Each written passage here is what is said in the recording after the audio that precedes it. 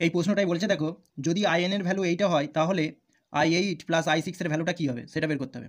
তো দেখো এখানে আইএন সমান এটাকে লেখা যেতে পারে 0 to π/4 10⁻n-2 theta into tan² theta d theta.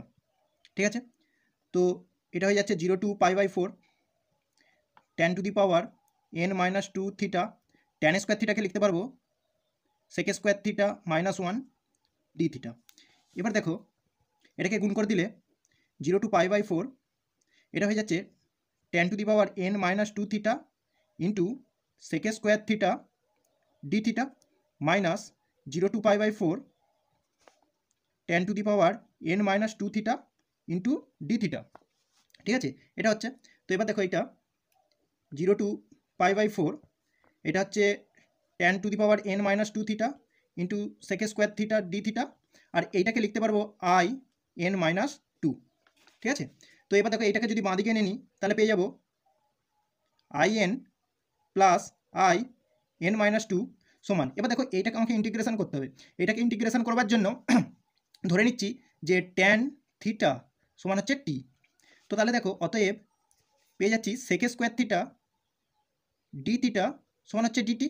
এবার লিমিটটাকে যদি চেঞ্জ করে দিই তাহলে হবে দেখো থিটা আর টি, থিটা যদি π/4 হয় তাহলে টি এর মান হচ্ছে 1, থিটা যদি 0 হয় তাহলে টি এর মানও 0।